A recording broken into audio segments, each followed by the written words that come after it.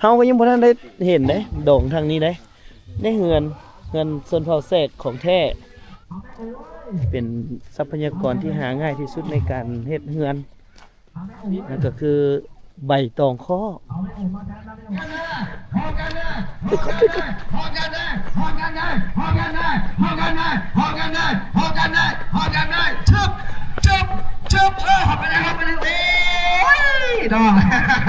ขอบคุณสิครับหลายพี่น้องเลยเนาะระบบของเราเอาเป็นมาก็ได้ขอวันสั้นแล้วของระบบสามัคคีของเราเปิดไปแน่สุดๆไปเลยเนาะ โอ้ยบ่ทันซ้ำสิบ่ลงคู่วะสิบ่ลงคู่บ่เนาะนับบรรยากาศอยู่เด้อบรรยากาศโดยสามัคคีโดยอยากหาทางบุญตามพื้นฐานตามสภาพชอบทานเลยแหละจะใช้จะคนเขามาหัวบ้านยังเสียวเลยบ้านเติงเมืองนาไก่แขวงขมวนพี่น้องทักทายสบายดีกันอีกครั้งหนึ่งครับพี่น้องบ้านเติงมื้อนี้มาเลาะโซนเผาแสกจักหน่อยหนึ่งก่อนครับพี่น้องหลังจากออกจากบ้านโซนเผาตรีมากามื้อนี้ก็ยังอยู่สองไอ้น้องคือเก้าเฮ้ยกองใส่มื้อนี้ได้ยินเสียงบ่เสียงตู้นั่นแหละไอ้น้องเขาแหละเดี๋ยวเขาสิไปหานี่มาสร้อยดองนี่ป้อมาตะกอบงพอได้เนาะมาตะกอบงเป็นไอ้น้องกันมันบอกจังได้มาซอยกันไปสิหรือว่าคนหูจักไอ้น้องเลยแล้วเนาะแม่นเป็นไอ้น้องเลยจะมีอย่างมีอย่างไหนก็มาซอยนี่มีหมอนแล้วก็สิ้นเนาะถ้าว่าบางคนเขาสิเอาสิ้นอย่างเอาอันศาสตร์เตยเนาะถ้าเขามีศาสตร์เตยเขาก็เอาศาสตร์เตยโอ้มาเบิ่งดองเบิ่งทางผีพี่น้องได้เห็นคลองส่วนเผาแสก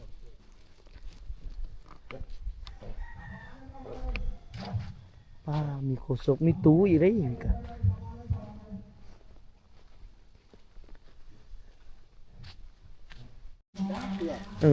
เฮาก็ยังบ่ทันได้เห็นเด้โด่งทางนี้ไ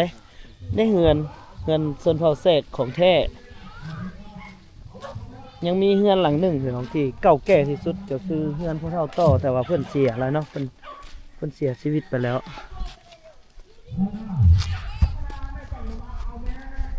หาง่ายเป็น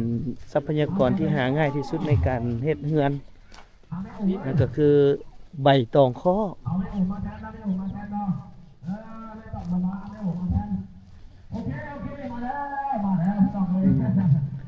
สบายดีเฮ็ดสวนเนาะเฮ็ดสวนนี่กำลังสิปลูกคุดนานพักเอามาเบิ่งงานดองในชนบทมื้อนี้โอ้เพิ่นเอิ้นเจ้าบ่าวเจ้าสาวเด้ไปโอ้ยบ่ทันละ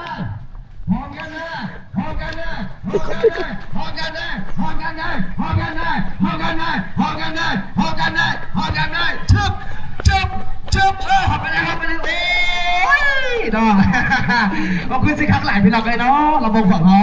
เอาเป็นมาก็ได้ขอวันสั้นแล้วของระบบสามัคคีของเราเปิดไปแน่สุดๆไปเลยเนาะโอ้ยบ่ทันซ้ำบ่ทันจะบ่าวจะสาวหอมแก้มซ้ำ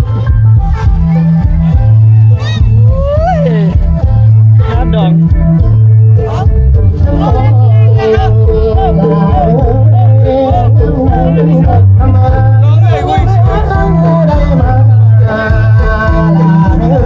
ให้จะบ่าวจะสาว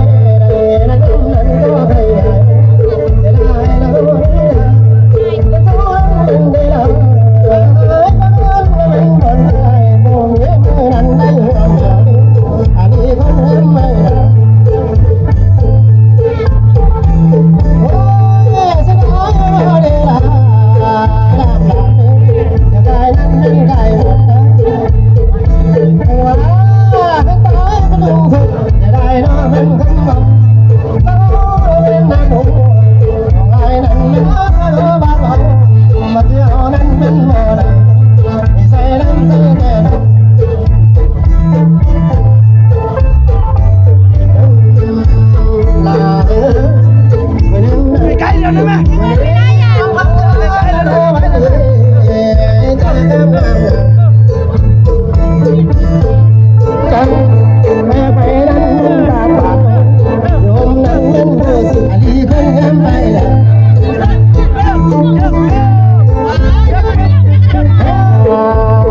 ลาเบยังเพื่อจ้าแม่ไอ ไม่ไหลเดี๋ยวสาวพัดเติงวะดิอ๋อบ่ฟอนละมงวะฟอน เป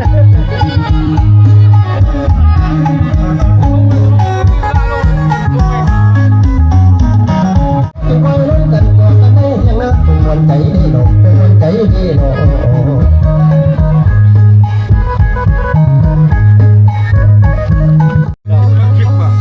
พี่น้องเอ้ยน้องมางามงามเนาะ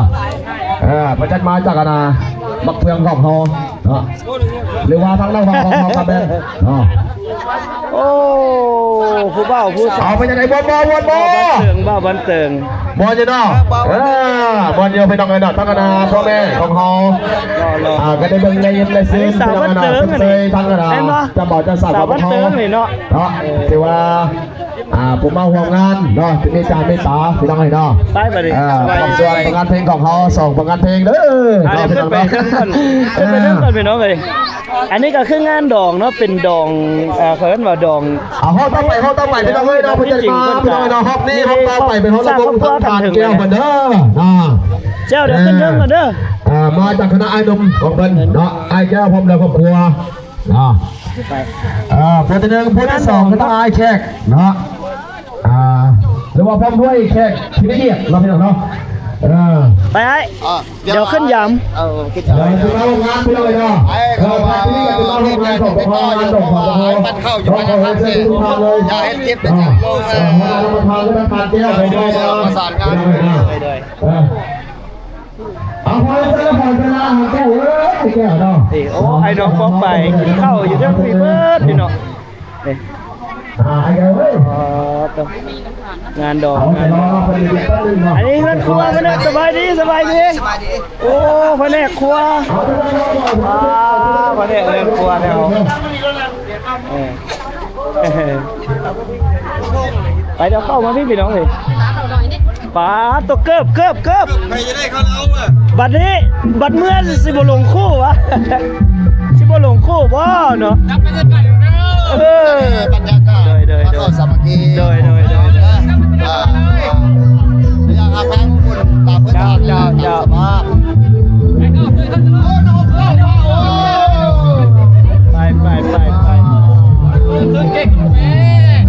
ไปเข้ามาตามมาเอาเลยอะไรไม่จำเป็นกันเลยเด้อ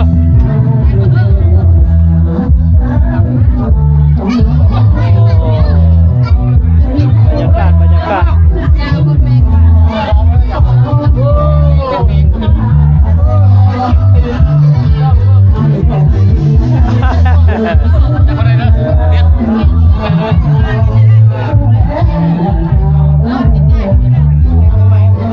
โอ้พาเข้าทางพี่พาสบายดีโอ้ดังเล่าไห้ไก่โตพี่น้องกูนะงานดอกแถวนี้ต้องมีเล่าไห้นะพี่น้องเอ้ยงานดอกแถวนี้นี่เอาถ่ายอยู่เบิ่งมา3 คืนแล้วจะคนมา4 คนเล่าไห้อยู่นอกกองใสเห็นบ่พี่น้องอยู่นี่ข้าเจ้าสิกินเหล้าไห้เนาะนี่ดูดเหล้าไห้เด้อบ้านเติงนี่พิเศษก็คือจะมีเหล้าไห้เนาะมาขออนุญาตมาสบายดีพ่อโอ้เบิ่งบรรยากาศโดยตัวไอ้น้องเบิดเนาะพ่อเนาะเบิดมาเบิดเลยเนาะ นั่นแหละ ดองอันนี้ดองสังอันนี้ดองแบบไหนดองอันนี้ อันนี้แหละดองควายดองเด็ดดองขาดเลย ดองเด็ดดองขาดเนาะที่จริงแล้วครอบครัวมันแต่งงานกันโดดแล้ว แต่งงานได้10 ปีแล้วแต่งงานเอากันเลยวันนี้ตะคอยเลยเล่าเลยชูอยู่ในเอื้อนนี่อันนี้แหละเราเมื่อเอื้อนผัวเลยมันนี่นั้น ถือว่าแล้ว แต่งดอกควายดอกขาดแต่คอยว่าวันนะถ้าว่ากับผู้ เจ้านายมาแล้วเดี๋ยวนี้แหละว่าเดี๋ยวนี้ซะคอยกับกู้มาเขียนได้แล้วเดี๋ยวนี้แล้วมีคำว่าเทียนกระบองและโซนบอกให้ เซิร์นตะบ้าก็ได้นะเป็น ขอ อะไร ให้นอกเลยแล้วว่าชุกเอาแล้วว่าอันนี้แหละเที่ยวทางคุบซุกเขาว่านอกและขึ้นคุกผมแล้วอันนี้ถึงว่าเจ้านายมาว่าบ้านไปอยากเจ้าแล้วโอ้อันนี้โอ้อยู่ใช้มาเรียกมาเชิญไปเห็นบ้านเชิญเป็นสถานนึงอันนี้เลยเห็นแล้วอยู่ในของบ้านเลยมีใช้กระเทียมนี่แต่เจ้ากันสรุปพ่อนี่เลยกันโอ้เห็นน้ำเดียวเลยว่ามีแนวกินหน่อยกินหน่อยมีหลายกินหลายแต่ในนั้นเลิกเชิญอาหารชอบทานเลยแหละจะใช้เจ้าคนเขามาหัวป้าเขาบอกลูกเสียวเลยอันนี้เลยลูกเสียวชาวบ้านจะกมุกนั่นแหละ อันนี้ก็ดีใจเนาะเห็นบอกคิดว่าสิเป็นเงื่อนที่พ่อเลยบอกคิดว่าสิเป็นเงื่อนเซี่ยวพอบอกเมียเซี่ยวเดียวเซี่ยวจนตอนเมีย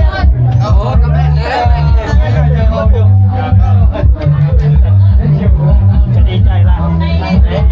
อยากมาได้เนาะ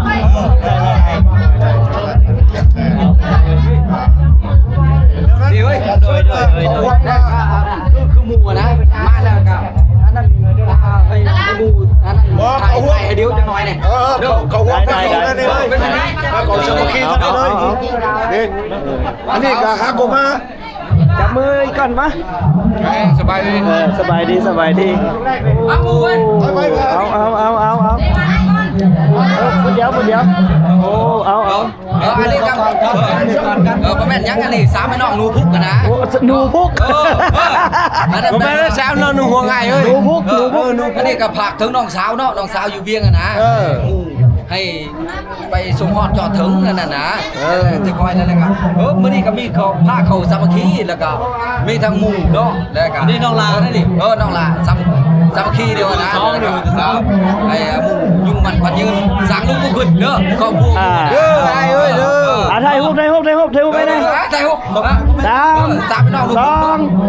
1โอเคเด้อได้ด้วยนะ เจอดองบ้านนี้เจอดองเด้อ คนคุณหน่อยนี่น่ะ ด้วย ไปเอาประชาชนไปแล้วปั๊บให้เขางามเมื่อทุกคนเลยบอก ปั๊บ ไป ปั๊บให้เขางาม บอกไปลงเฟซบอกไอ้เลยที่ไร เอาซะเปิดแป๊บนี่ซะนะ ชิ้นที่ไรเห็ดชิ้นงามนะเจ้าเชื่อที่ไรเชื่องามอย่าใส่ ยอมแต่เฮ็ดให้อันเท่าเฮ็ดให้นุ่มนี่แหละยอมเอางานดองพี่น้องมาเจอนี้เจอของงานดองพี่น้องส้นเผาแซมบ้านเติงบรรยากาศโอ้กระเดียวผู้ใดพอแล้วถ่ายหัวแยกเขากด บ่ยังถ่ายอยู่ที่รถเอาลงมือมานี่เฮาเอากินข้าวกันเด้อพี่น้องเด้อไปจังหวะกัน โชคเลยโอ้ดูไปมาแล้วก่อน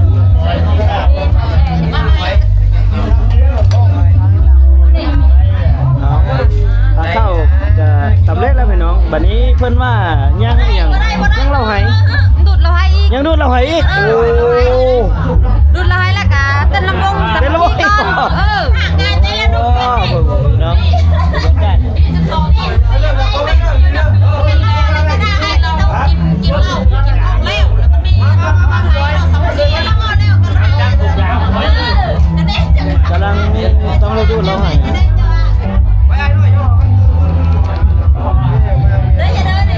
เอายกเบี้ยก่อนยกเบี้ยแล้วไปดูเราให้เอาไปได้ยกนี่ยกเบี้ยนี่ยกเบี้ยดูเราให้นี่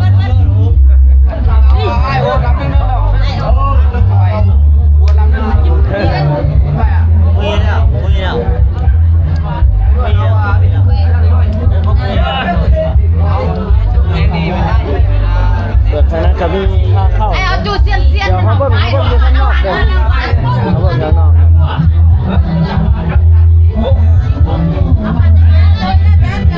คนยังหลายอยู่นะพี่น้องเนาะค่าเข้า พาเข้า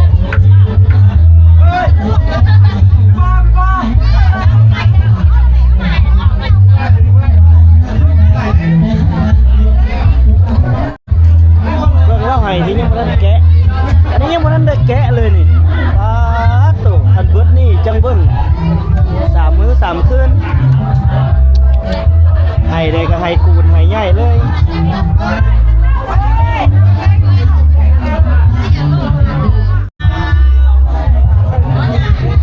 วันนี้ยังมีเหล้าไห้ได้พี่น้องเอ้ย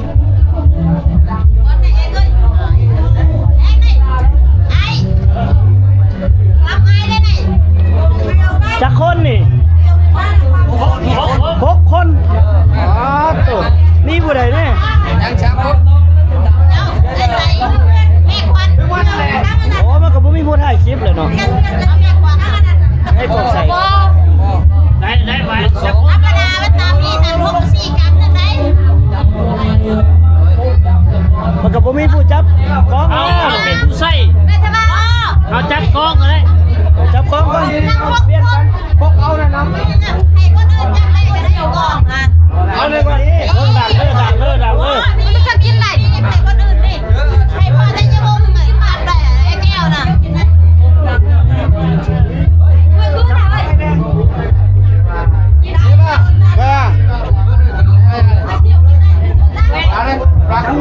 เว้ยเจ้าลูกบอกให้มาเว้ยใจตัวไหนไอ้พี่เข้าไปมาน้องสิจับให้สำนี้เนาะ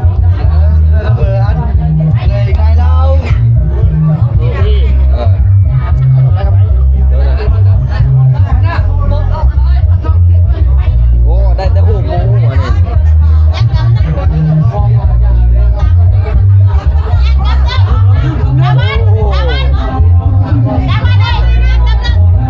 นนี้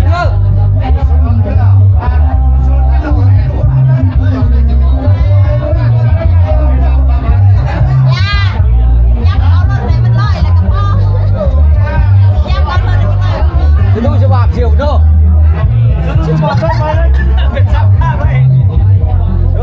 เฮ้ยจะดูฉบับให้ได้ฉบับเอาให้ตัวไหนก็ได้เฮ้ยเห็นหน้าเคยก่อนเนาะจะมากันตั้งปามนั่นแหละตั้งปามมันแล้ว อ๋อนะบางคนพวกผ้าเลยบ่ได้บ่เพิ่นยังบ่ไ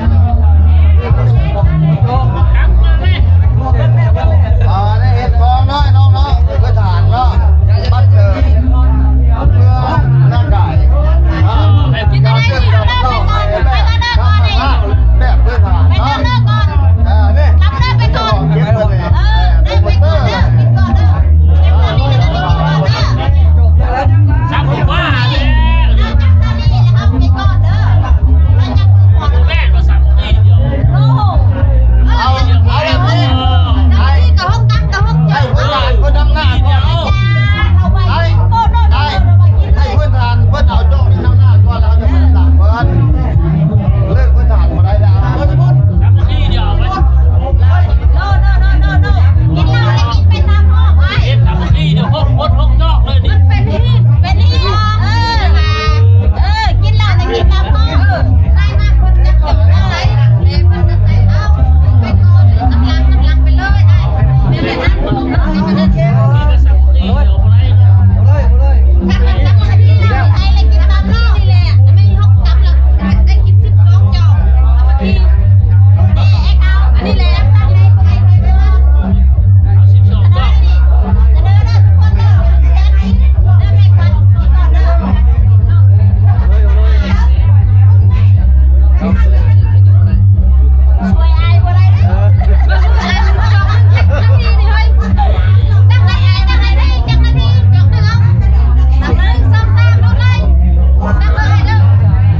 โอ้เฮ้ยก็เข้ามาเนาะ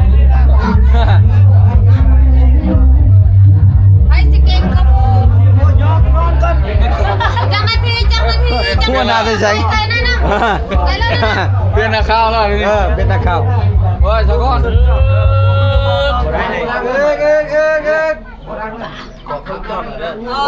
ไปเลยเนาะไป ไปแล้วง่ายเวียดก็ก่อนอ่ะ ไม่ลูกโตไม่ลูกโต เอาเฮ้ยเอายักษ์ลงให้ตุ๊ก เขาบอกว่าค่อยลงมาจับเจ้ามันก็เลยเตะไปทำว่าปีนี้ แม่งอยู่นี่ บอมโบคนนึงใส่เวียดนามช่วยไอ้บ่ได้เลยนะไปแล้วไปนะ บอก ไอ้กินไง ยับฮอตเฮ้ยนี่เลย ลูกกิน เฮ้ยกินไอ้กินน่ะ ยับลงไหมจบเรื่อง ตั้งไว้ที่นึงบ่ช่วยนักที่น้องไม่บอกไปเราตั้งนาทีนี่ไอ้ ปฏิอ่ะ ให้2 นาทีให้เบิดเด้อ วดให้มาทีเราไปจองให้หน่อย คนละโจ๊ก ว พี่ ด น้อง ให้ บา มา ทนี้ บอกเลย แต่ก่อนเราเนี่ยเขาว่าสามัคคีมานี้คนละ ดู โจ๊ก ไอ้เวียดนามดูไอ้เวียดนามจักนาที ไอ้เวียดนาม